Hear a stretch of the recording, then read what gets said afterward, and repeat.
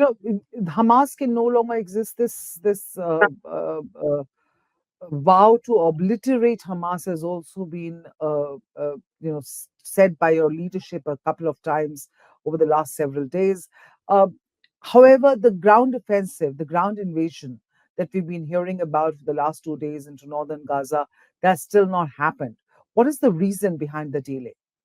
We're trying to exhaust every opportunity to bring back the kidnapped. Nobody wants to see more Israeli dead, especially not the children and women and babies that they've taken into Gaza Strip.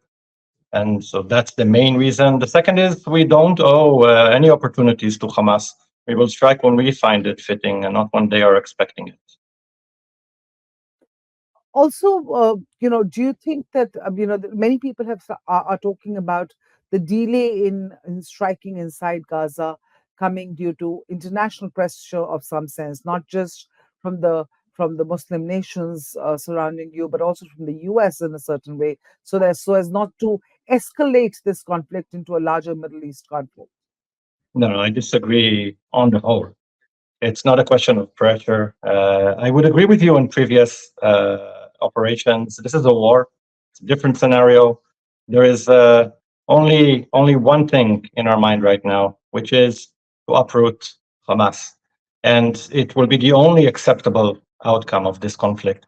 The horrors that we saw on Saturday, 7th of October, are akin to the Holocaust horrors. This hasn't been seen by any other group, not even ISIS, where we compare it to Daesh. Daesh is maybe 10 times less effective and horrible and vile and vicious as Hamas is. Hamas is just, it takes the pot. It's just unbelievable the levels of inhumanity and beastly behavior that they've shown. They can no longer exist. This is not an organization you would want to exist anywhere on the planet. It has nothing to do with humanity, nothing. And so no pressure whatsoever will stop us or deter us from doing what's necessary now. I'll give you a personal example. My grandfather is 94 years old. He's on a wheelchair. He has to wheel himself into shelter 3 to 4 times a day. Would anybody anywhere accept this scenario as a regular and livable scenario? This has been going on 17 years now. Unacceptable, will not continue to happen. Israel will not allow it to happen. We will put an end to this.